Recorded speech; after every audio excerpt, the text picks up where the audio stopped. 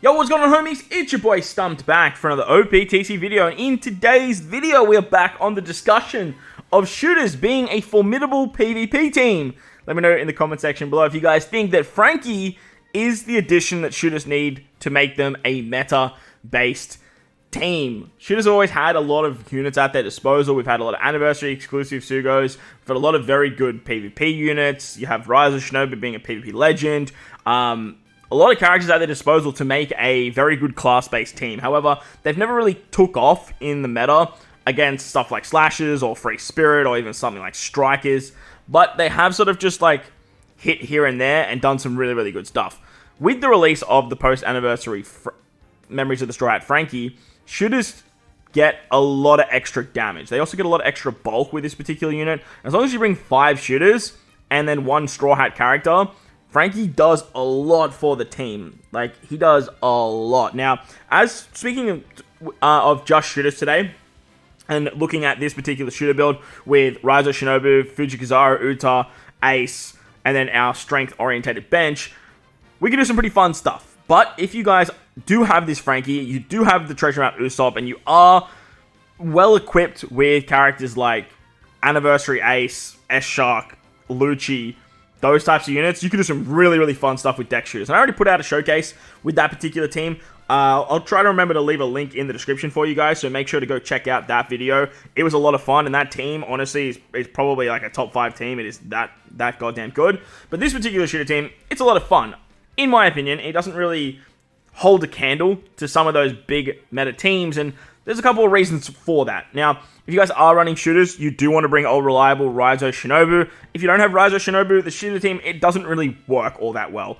It definitely needs that bulk that they provide. Their action bind ability is ridiculously powerful. They can give CD with their special. It's a very, very good special ability. And not only do they do all that stuff, but they do a butt ton of extra damage. Fujikizaru, they are a regular legend, so a little bit of an easier one to acquire. And I feel like a lot of people have picked up Fujikizaru just on tickets and stuff. They're exceptional. They do a lot of damage. They do HP cutting, which is great against those bulkier teams. And they can provide a lot early and then give themselves CD to just continuously roll back. You got Uta as well. The Sai Uta is a fantastic character for cooldown reductions. You kind of need her for this team to take off. The team needs a little bit more CD reduction, but we'll talk about that in a little bit. But as for Uta, she's giving level 3 at the start of the quest. She gives level 5, 20% cooldown with her special, and then you can get more cooldowns with Raizo and that later. And then I've got Exchange Ace as my next unit. Exchange Ace, I wasn't super fond of when he first released. However, as time's gone on, I've definitely grown to love Ace. The big upside to Ace is he's immune to half stats, and this particular team definitely struggles if you do go up against half stat characters. So having a character that can just be immune to that is going to help you out super drastically. On top of that, he shares a requirement with Franky that if you bring Luffy, you are going to trigger both their passives, and that's a big upside to the character. You can throw on just any 20 cost Luffy on the bench, and you're pretty much good to go with anything else that you're rocking.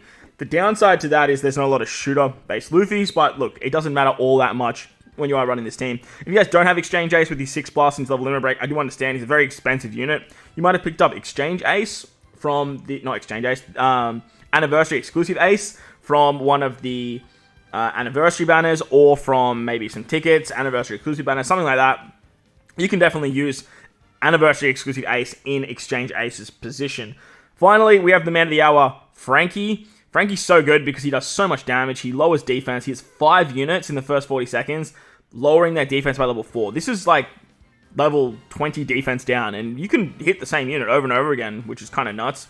Very rare that that happens, but having that level 4 defense down, it does make teams a little bit easier to hit with characters like Ace, with Fujikizaru, and then in turn with Franky once he comes back around. The upside to Franky, though, is if you bring 5 shooter characters, he targets 2 enemies for 1.5 times his attack that goes through defense. Now, the stronger the Franky, the more damage it is. Just like you saw there with King, going through defense is probably the strongest ability in the game right now. If you have a character that can do that, it provides a lot for your team because it just basically melts the opposition into losing stuff like passives and losing other particular abilities. So, Franky's the man in terms of doing damage. If you are after 40 seconds, he does a little bit less, like he hits 2 units for damage, and then he goes through defense with another 2 units.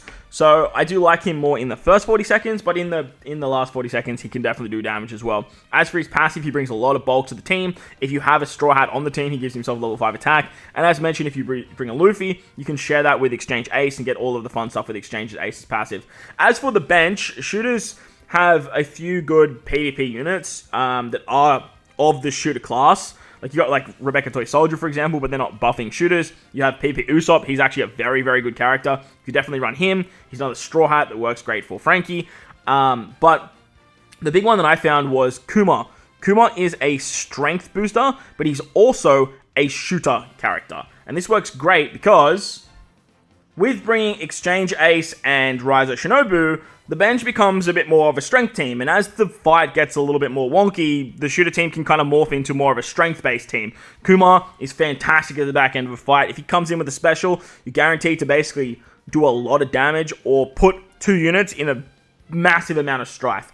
As for my final 2 characters, obviously I needed to bring a Luffy for Ace, so I just chose the red card Luffy, again, making it very strength-orientated. And then I brought V3 Akainu. V3 Akainu originally dropped on a PvP banner, just like V3 Kuzan did. However, they were never really classified as PvP exclusive characters.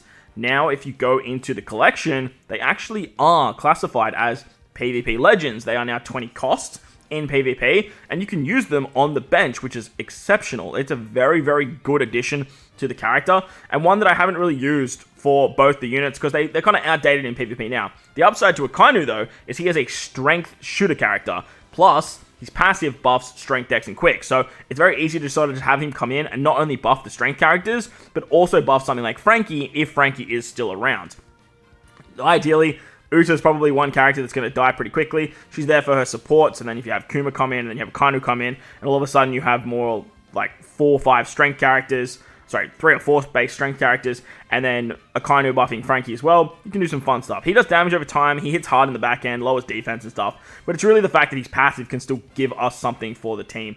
Having Raizo Shinobu, like I said, is pretty much the crux of the team, because shooters I have found to be very, very slow to take off. They only get the level 3 CD from Uta, which isn't really enough. They do get the 20% cooldown when you use the Uta special, but if she doesn't go at the right time, you're not getting this special off, you're not getting the maximum effect if everyone already has their specials, and then she goes, it's really just a waste of a special, it's just an attack up. So that's kind of a downside to it, but it definitely can still work. Raizo Shinobu, though, is the key for your cooldowns.